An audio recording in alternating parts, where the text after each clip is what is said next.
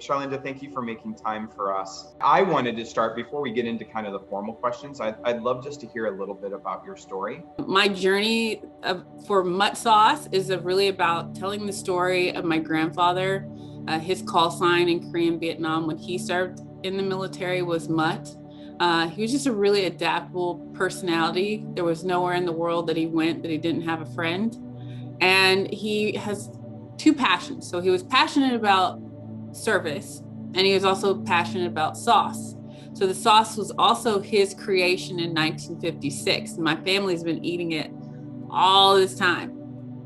And when I was on active duty myself, not because I always wanted to go into the service, but I basically exhausted my options of how I was going to pay for college. I tore my ACL as a jock, and all my sports scholarships just kind of dissipated. I went to the ROTC program, graduated from Clemson, and went into the military. I served for 10 years on active duty as a program manager. And while I was on active duty, I was telling my mom I was eating something. I was like, it sucks. I don't know what's missing, but this does not taste good at all. And she told me to come see her because I was like, I think it's the sauce. Somebody must have gotten it.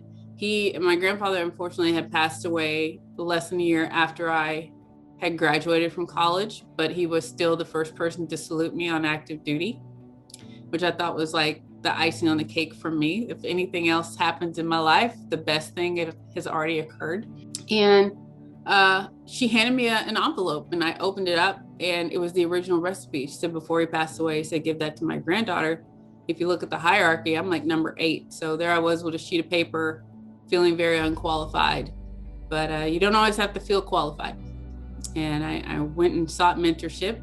And within 4 months of doing so, we had Mutt Sauce LLC. As you think about, with COVID and everything coming down, having to move the business to an online e-commerce business, what was that experience like? Can you walk us through that? Going from mainly in-person events and festivals and grocery. So we had independent grocery stores, and we had just gotten our Kroger contract about a year before COVID hit.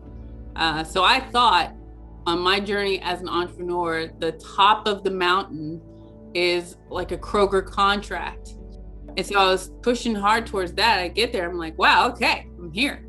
It's not like this big check that you get every month or something. They projected how much they're going to need for a long time. So you're not getting like these purchase orders rolling in all the time. So as I was trying to solve that, I was still making up the difference with in-person events. And we had a whole festival circuit in Ohio. There's one like every weekend in the summer.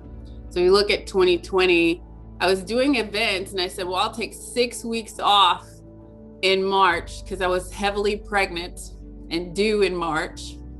And I'm gonna take 6 weeks off, and then I'm gonna get back at it. I gave birth to my son, and I looked at my phone, and everything was canceled for the entire year.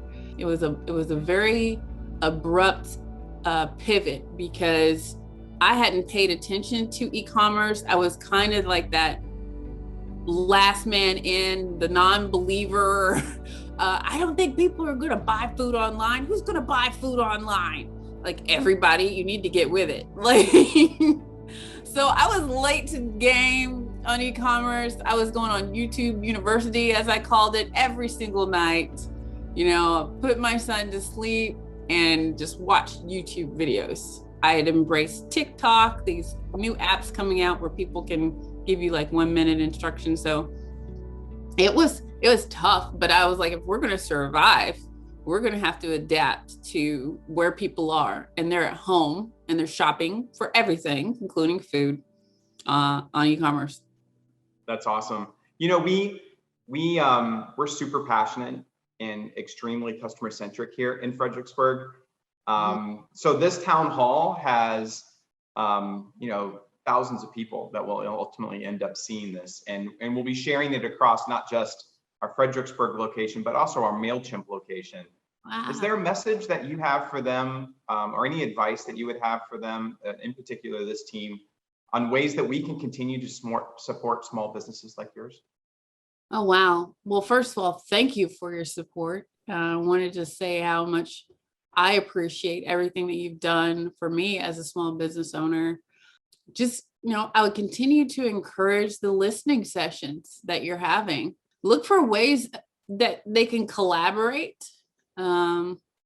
Reach out to the different generations. You have the older generations who are becoming small business owners for the first time. You have high school kids who are killing it in the small business space. So meet them where they are. That is the number one thing I would tell any organization, their employees: meet people where they are, adapt as we're adapting.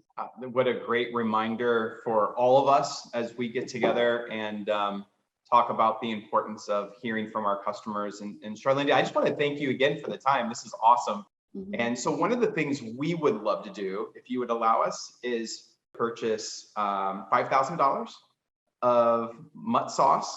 We don't want to distract your busy season right now. We don't want to distract your busy season.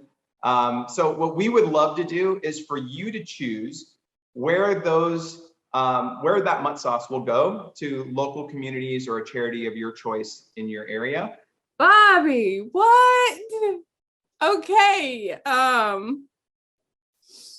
Thank you. And wow, I was not expecting that at all. It's our pleasure. Well, listen, thank you, Charlynda. I really appreciate the time today. Thanks for spending time with all of us that will be on this webcast. Yeah. And good luck to you with your Mutt sauce business. Thank you.